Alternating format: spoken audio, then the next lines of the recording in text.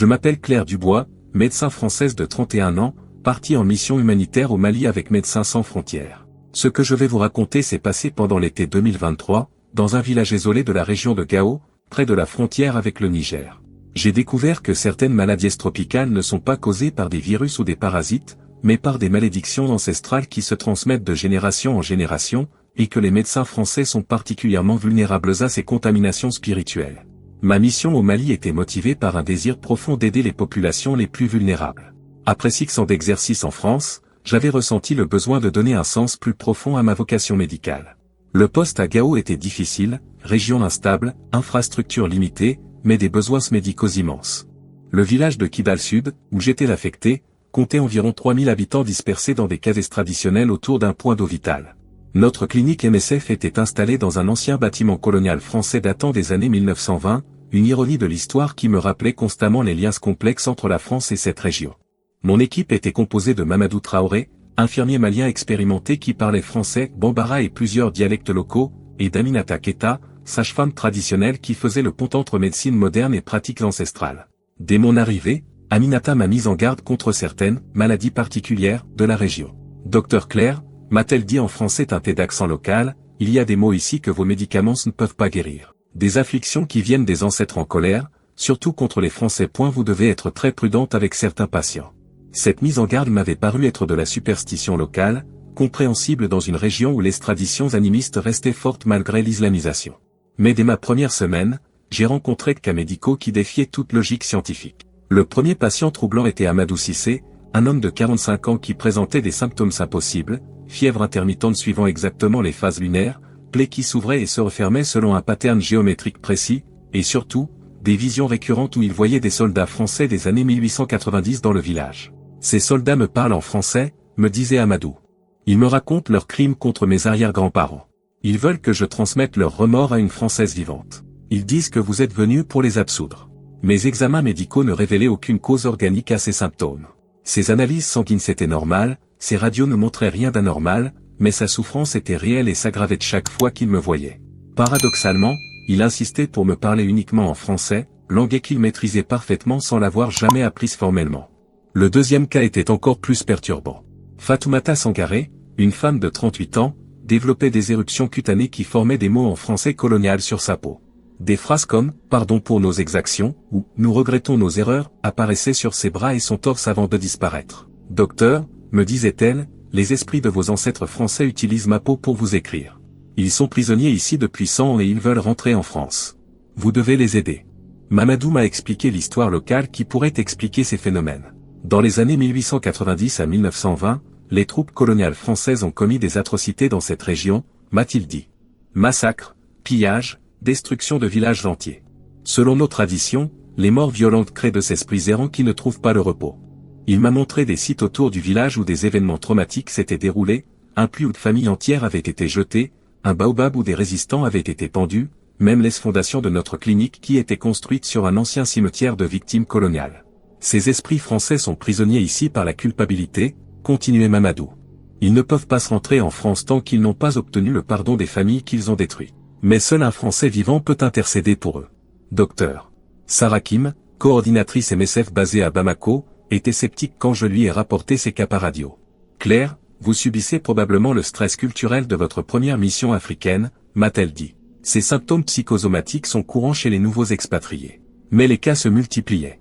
Bientôt, une dizaine de villageois présentaient des symptômes liés à ma présence française, visions de soldats coloniaux, messages en français apparaissant sur leur corps, rêver récurrents de massacres historiques qu'ils ne pouvaient pas connaître. Moussa Diarra, le chef du village et descendant direct de résistants anticoloniaux, m'a convoqué pour une discussion privée. Docteur Claire, m'a-t-il dit solennellement, votre présence réveille les morts français de notre région.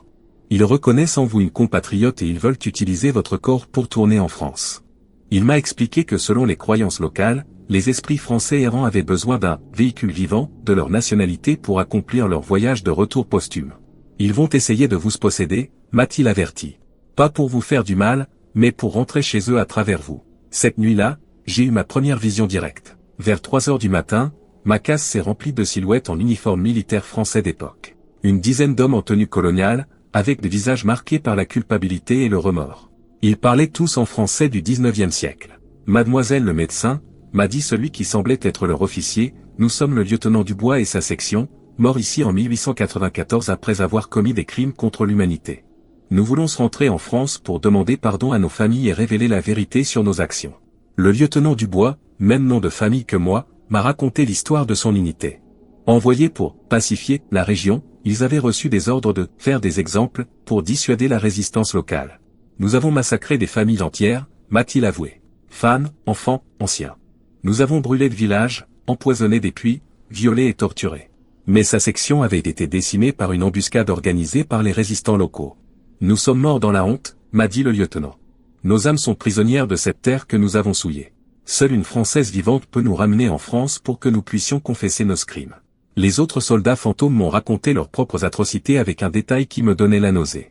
Ils voulaient que je devienne leur confesseur mobile, que j'emporte leur témoignage en France pour révéler la vérité sur les crimes coloniaux cachés.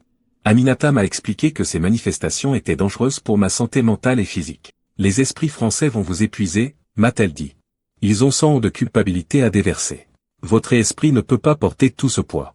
Effectivement, je commençais à ressentir les effets de ces contacts nocturnes. Fatigue chronique, cauchemars récurrents, et surtout, des connaissances historiques que je n'avais jamais apprises. Je connaissais maintenant les détails de massacres coloniaux, les noms de villages détruits, les techniques de torture utilisées par les troupes françaises. Docteur, qui m'a insisté pour que je prenne un congé médical, mais les esprits français me suivaient partout. Même à Bamako, ils m'apparaissaient dans ma chambre d'hôtel, réclamant que je les emmène en France. Nous vous suivrons jusqu'à ce que vous acceptiez de nous aider, me disait le lieutenant Dubois. Mon dilemme était réel, ces révélations historiques, si elles étaient vraies, pourraient contribuer à la vérité sur les crimes coloniaux français en Afrique. Mais porter cette charge spirituelle menaçait ma santé mentale et ma capacité à exercer la médecine. Moussa Diarra m'a proposé une solution traditionnelle, un rituel de purification qui permettrait aux esprits français de transiter à travers moi sans me posséder définitivement. Vous deviendrez leur messagère temporaire, m'a-t-il expliqué. Vous porterez leur confession en France, vous les transmettrez aux autorités compétentes, et ensuite ils vous laisseront en paix. Le rituel s'est déroulé au coucher du soleil, sur le site d'un ancien massacre colonial près du village. Moussa et 3 autres anciens ont dirigé la cérémonie, mélange de traditions animistes et d'éléments islamiques. J'ai accepté de devenir la porteuse de vérité des soldats français morts. La possession temporaire a été intense. Pendant 2 heures, j'ai parlé avec les voix et les accents des différents soldats morts, révélant des détails sur leurs crimes, leurs ordres, leurs supérieurs hiérarchiques. Moussa enregistrait tout pour constituer un témoignage historique. Après le rituel, les esprits français ont disparu de ma vie quotidienne. Mais ils m'ont laissé une mission claire, rentrer en France et révéler leurs témoignages aux historiens, aux autorités, aux familles des victimes. Nous vous attendrons à Paris, m'a dit le lieutenant Dubois lors de sa dernière apparition. Je suis rentré en France 6 mois plus tard, officiellement pour raison de santé. Mais j'ai effectivement contacté des historiens spécialisés dans la colonisation française en Afrique. Mes témoignages enregistrés ont contribué à des recherches sur les crimes coloniaux cachés dans la région de Gao. Parfois, quand je visite le musée de l'armée ou les archives coloniales, je sens encore la présence reconnaissante des soldats français. Ils ont obtenu leur confession publique, leur contribution à la vérité historique, leur forme de rédemption posthume. Car j'ai compris que l'Afrique francophone porte encore les traumatismes de la colonisation, et que certains esprits français sont effectivement prisonniers de leurs crimes. Les médecins français en mission sont particulièrement vulnérables à ces rencontres spirituelles parce qu'ils représentent la France bienveillante, capable de réparer les erreurs de la France coloniale. Ne partez jamais en mission humanitaire en Afrique sans vous renseigner sur l'histoire coloniale locale. Et ne négligez jamais les avertissements des guides spirituels traditionnels. Et surtout, si des esprits de soldats français vous contactent, écoutez leurs témoignages mais protégez votre santé mentale. Car en Afrique francophone, certains morts français cherchent encore la rédemption. Et les vivants français peuvent devenir leurs messagers involontaires vers la vérité historique. La médecine humanitaire peut guérir les corps, mais parfois elle doit aussi soigner les blessures de l'histoire. Et certaines missions médicales deviennent des missions de réconciliation posthume entre la France et l'Afrique. Je m'appelle Dr. Antoine Moreau, géologue français de 34 ans, spécialisé dans l'exploration minière en zone tropicale. Ce que je vais vous raconter s'est passé pendant l'hiver 2023, lors d'une expédition de prospection dans la forêt du bassin du Congo, en République démocratique du Congo. J'ai découvert que certaines richesses minérales africaines sont protégées par des forces ancestrales qui punissent les explorateurs étrangers, et que les Français sont particulièrement maudits dans cette région à cause d'escrimes de l'époque coloniale belge et française. Mon expédition était financée par Areva, le géant français du nucléaire, pour localiser de nouveaux gisements d'uranium dans la cuvette congolaise. Les images satellites avaient révélé des formations géologiques prometteuses dans une région inexplorée, à 400 km au nord-est de Kinshasa. Mon équipe était composée de Patrice Nkomo, guide congolais expérimenté, Élise Fernandez, géophysicienne espagnole, et Marcus Thompson, prospecteur américain. Notre mission officielle était purement scientifique, cartographier les ressources minérales pour évaluer leur potentiel d'exploitation future. Mais dès notre arrivée à Kinshasa, plusieurs personnes nous ont mis en garde contre cette région spécifique. La forêt de Mbandaka Nord est taboue, nous a dit Joseph Kanyama, notre contact local d'Areva. Les anciens disent qu'elle est protégée par des esprits puissants. Ces avertissements nous ont paru être des superstitions locales compréhensibles dans une région où les traditions animistes restaient fortes. Mais Patrice, notre guide, était visiblement inquiet. Docteur Antoine, m'a-t-il dit en français approximatif, cette forêt a une histoire très sombre. Beaucoup Européens y sont morts dans des circonstances étranges. Le voyage jusqu'à notre zone d'étude a pris 4 jours en pirogue sur le fleuve Congo, puis 2 jours de marche en forêt dense. Le paysage était magnifique mais oppressant, canopée impénétrable, humidité constante, son mystérieux d'animaux invisibles. Plus nous nous enfoncions dans cette région, plus Patrice devenait nerveux. Nous approchons des terres maudites, nous a-t-il dit le soir du 5e jour. Ici, dans les années 1900, l'État indépendant du Congo de Léopold II a établi des camps de travail forcés pour extraire le caoutchouc. Des milliers d'Africains sont morts dans des conditions atroces. Et les contremaîtres français étaient parmi les plus cruels. Cette révélation historique m'a troublé. Je connaissais les crimes du régime de Léopold II au Congo, mais ignorait l'implication spécifique française dans cette région. Patrice m'a expliqué que des agents français avaient dirigé plusieurs camps de travail forcés, appliquant des méthodes de torture que même les Belges trouvaient excessives. Notre premier campement était situé près d'une clearing naturelle où Élise avait détecté des anomalies magnétiques importantes. Mais dès la première nuit, des phénomènes étranges ont commencé. Nos équipements électroniques dysfonctionnaient sans raison, nos boussoles indiquaient des directions impossibles, et nous entendions des voix humaines dans la forêt alors que nous étions censés être seuls. Ces voix parlent français, a remarqué Élise en analysant nos enregistrements audio. Mais c'est un français ancien, avec des expressions que je ne reconnais pas. Les voix semblaient supplier, se plaindre, même menacer dans un français colonial du début du XXe siècle. Le 2e jour, nous avons découvert les premières traces de l'ancien camp de travail forcé, potox en bois pourri, restes de baraquements, et surtout, des chaînes rouillées encore attachées à des arbres centenaires. Le sol était jonché d'ossements humains partiellement enterrés, témoins silencieux d'une tragédie oubliée. Marcus a utilisé son détecteur de métaux pour scanner la zone et a fait une découverte troublante. Le sol contenait une concentration anormale d'uranium naturel, mais aussi des métaux qui ne correspondaient à aucune formation géologique connue. C'est comme si quelque chose modifiait la composition chimique du sol, a-t-il dit, perplexe. Cette nuit-là, j'ai eu ma première vision directe des esprits de la forêt. Vers minuit, notre campement s'est rempli de silhouettes translucides, des centaines d'Africains en vêtements de travail d'époque, tous portant les marques de violence extrême. Ils m'entouraient en silence, me regardant avec un mélange de curiosité et de colère. « Français » m'a dit l'un d'eux en français parfait, « tu reviens pour voler encore nos richesses ? Tu cherchais l'uranium comme tes ancêtres cherchaient le caoutchouc ?» Ce spectre était un homme d'une quarantaine d'années, manifestement un ancien chef de village, avec une autorité naturelle qui impressionnait même dans la mort. Il s'est présenté comme Mwanza Kalombo, chef traditionnel mort en 1905 après avoir été torturé par les agents français du camp. « Nous avons maudit cette terre », m'a-t-il expliqué. Aucun Européen ne peut plus exploiter nos richesses sans notre permission. Et les Français sont particulièrement punis pour l'escrime de leurs compatriotes. Mwanza m'a montré mentalement les atrocités commises dans ce camp, familles séparées, enfants utilisés comme esclaves, femmes violées, hommes mutilés pour insuffisance de production. Les agences français supervisaient ces horreurs avec une efficacité bureaucratique qui révoltait même leurs collègues belges. Ton compatriote, commandant Dubois, dirigeait ce camp, m'a dit Mwanza. Il a inventé des torturesques que nous n'oublierons jamais. Maintenant, nous utilisons la richesse de notre terre pour punir tous les Français qui viennent ici. Cette révélation m'a choqué. Un autre Dubois impliqué dans les crimes coloniaux, après celui du Mali, Mwanza a confirmé mes soupçons. Vous, les Dubois, vous portez le nom d'une lignée de criminels coloniaux. Nous connaissons votre famille depuis 3 générations. Le lendemain, nos équipements de prospection ont commencé à produire des résultats impossibles. Nos échantillons de sol changeaient de composition chimique entre le prélèvement et l'analyse. L'uranium que nous détections disparaissait mystérieusement de nos échantillons, remplacés par des minéraux inconnus qui n'existaient dans aucune classification géologique. Élise était fascinée par ces phénomènes, c'est comme si la Terre elle-même modifiait sa composition pour nous tromper, analysait-elle. Nos instruments détectent de l'uranium, mais nos échantillons ne contiennent que du quartz ordinaire.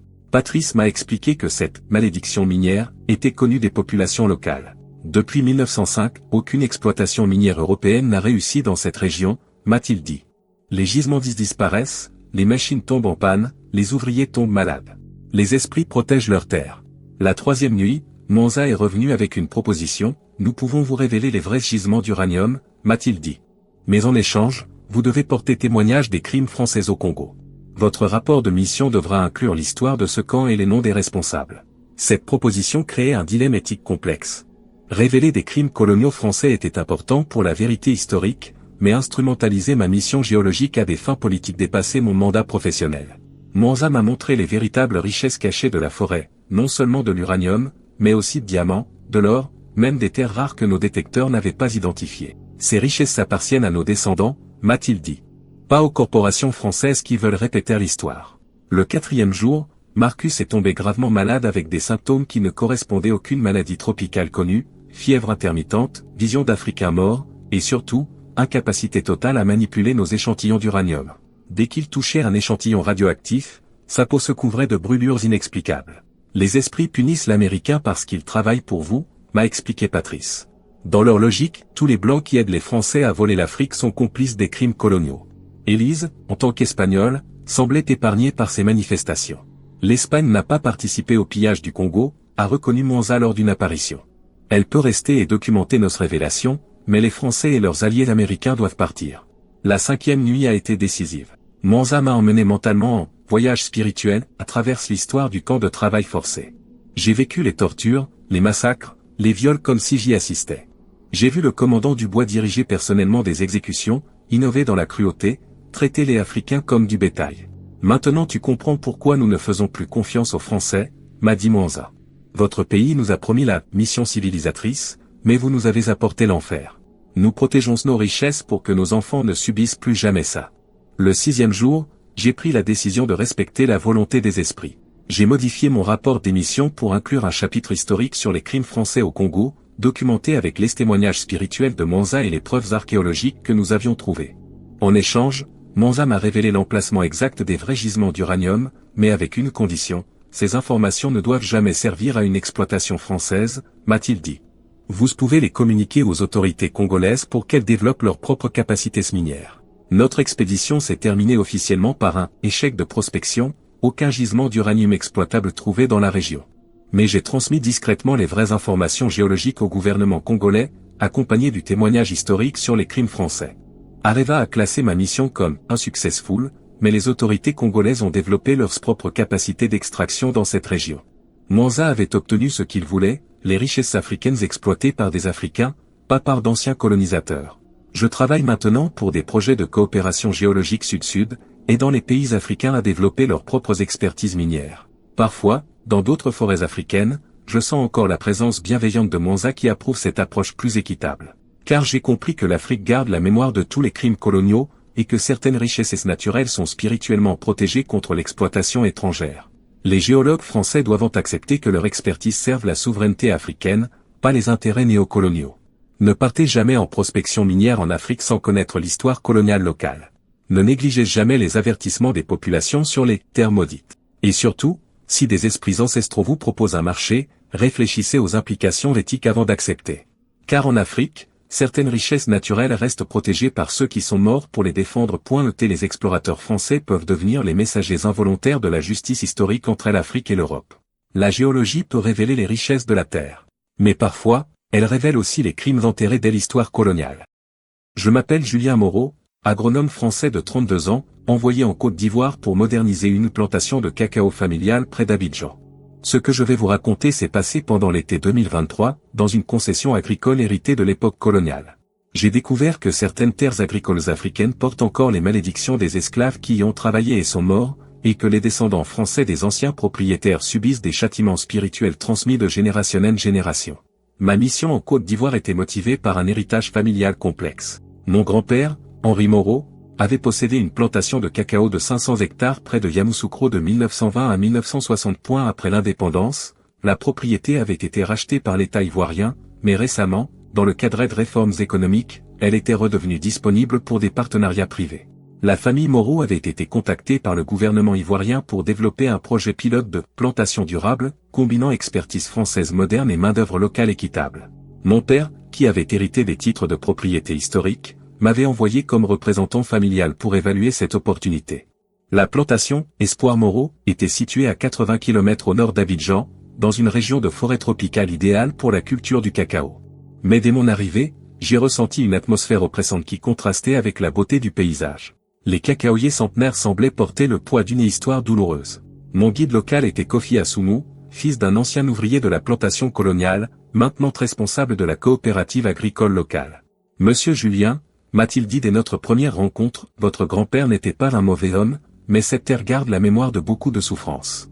Kofi m'a expliqué que la plantation Moreau avait utilisé du travail forcé de 1920 à 1946, selon les pratiques coloniales légales de l'époque. Vos ancêtres n'étaient pas plus cruels que les autres colons, me rassura-t-il, mais le système lui-même était brutal. Beaucoup d'ouvriers sont morts d'épuisement, de maladie, de malnutrition. Cette révélation sur l'histoire familiale m'a choqué. Mon père ne m'avait jamais parlé des conditions de travail sur la plantation coloniale. Dans nos récits familiaux, Henri Moreau était présenté comme un pionnier généreux, qui avait apporté la prospérité à la région. Les vestiges de l'ancien système étaient encore visibles, baraquements ouvriers en ruine, cimetières informels sous les cacaoyers, même des chaînes rouillées utilisées pour discipliner les travailleurs récalcitrants. Votre grand-père a enterré ses erreurs sous les cacaoyers, m'a dit Kofi. Mais les morts se souviennent. Ma première nuit dans l'ancienne maison coloniale de la plantation a été troublée par des cauchemars récurrents. Je voyais des hommes africains en haillons qui travaillaient sous un soleil de plomb, supervisés par un homme blanc qui ressemblait aux photos de mon grand-père. Les travailleurs mouraient épuisement, et leur corps était enterré discrètement entre les plants de cacao. Le deuxième jour, j'ai commencé à analyser la productivité actuelle de la plantation. Les résultats étaient inexplicables, certaines sections produisaient normalement, tandis que d'autres, géographiquement identiques, ne donnaient presque rien. Les cacaoyers maudits, m'a expliqué Kofi. Ils poussent sur l'estomac d'ouvriers morts au travail. Mamadou Traoré, le plus âgé des ouvriers actuels et petit-fils d'un ancien travailleur forcé, m'a raconté les légendes transmises oralement. Nos ancêtres ont maudit cette terre avant de mourir, m'a-t-il dit. Ils sont jurés que jamais plus les Moreaux ne prospéreraient sur leur sang et leur sueur. Cette malédiction se manifestait par des phénomènes agricoles impossibles. Les cacaoyers, maudits, produisaient des fèves amères qui ne pouvaient pas être vendues. Les équipements mécaniques tombaient en panne inexplicablement dans certaines zones. Même les ouvriers modernes, bien traités et correctement payés, tombaient malades quand ils travaillaient sur les sections hantées. Dr Abou Traoré, agronome ivoirien de l'université de Cocody, était perplexe devant ces anomalies. D'un point de vue scientifique, toutes les parcelles devraient avoir la même productivité, analysait-il. Même composition du sol, même climat, même variété de cacaoyers. Mais les résultats sont complètement différents. La première manifestation directe des esprits s'est produite une semaine après mon arrivée. Vers minuit, la plantation s'est remplie de silhouettes translucides, des dizaines d'ouvriers africains d'époque qui reprenaient leur travail nocturne fantôme. Ils récoltaient des cabosses invisibles, portaient des charges inexistantes, reproduisaient leurs gestes d'esclaves pour l'éternité. Moreau, m'a appelé l'un d'eux en français approximatif, petit-fils du maître cruel. Tu reviens pour nous exploiter encore? Ce spectre était un homme d'une quarantaine d'années, manifestement un chef d'équipe, avec l'autorité de celui qui avait organisé la résistance passive contre l'oppression. Il s'est présenté comme Kwame Assou, mort en 1932 après avoir été battu pour insubordination, par l'escontremaître de mon grand-père. Nous avons maudit votre lignée, m'a-t-il expliqué. Aucun Moro ne doit plus jamais profiter de notre terre sans réparer les crimes du passé. Kwame m'a montré mentalement les atrocités commises sur la plantation coloniale, ouvriers fouettés, familles séparées, enfants utilisés comme main-d'œuvre, femmes violées par les contremaîtres français. Mon grand-père n'était peut-être pas directement responsable de tous ces crimes, mais il les avait tolérés et en avait profité. Ton grand-père était faible, a continué Kwame. Il laissait ses subordonnés nous maltraiter pour maximiser les profits. Il fermait les yeux sur les tortures tant que les récoltes étaient bonnes. Il porte la responsabilité de nos morts.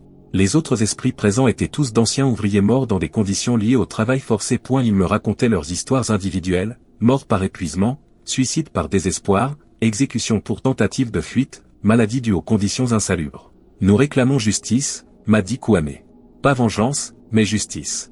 Que les crimes soient reconnus, que les familles soient dédommagées, que cette terre serve enfin nos descendants au lieu d'enrichir les vôtres. Cette révélation créait un dilemme moral complexe. Comment réparer des crimes commis par mon grand-père mort depuis 40 ans? Comment dédommager des familles pour des injustices d'une époque révolue? Et surtout, comment concilier cette justice historique avec les réalités économiques contemporaines?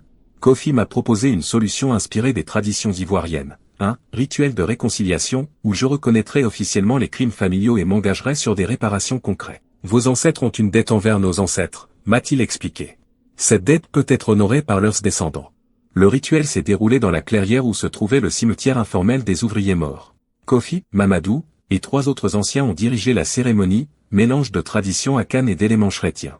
J'ai dû reconnaître publiquement les crimes de mon grand-père et présenter des excuses au nom de la famille Moreau.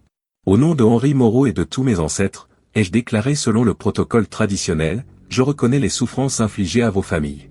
Je demande pardon pour l'exploitation, les violences, les morts injustes. Je m'engage à réparer ces torts selon mes moyens. En contrepartie de cette reconnaissance, j'ai proposé un nouveau modèle de partenariat, transformer la plantation en coopérative où les descendants des anciens ouvriers forcés deviendraient propriétaires et majoritaires. La famille Moreau apporterait l'expertise technique et les financements, mais les bénéfices iraient principalement aux familles locales. Kwame et les autres esprits ont accepté cette proposition de réparation. Tu répares les erreurs de ton grand-père, m'a dit Kwame. Maintenant, cette terre peut produire sans porter la malédiction du sang-jet des larmes. Le changement a été immédiat et spectaculaire. Les sections, maudites, ont recommencé à produire des fèves de qualité exceptionnelle. Les équipements fonctionnaient parfaitement, les ouvriers ne tombaient plus malades, et même le climat semblait plus favorable à la plantation.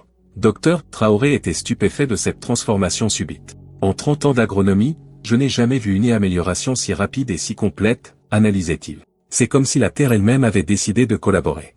J'ai présenté le nouveau modèle coopératif à ma famille en France.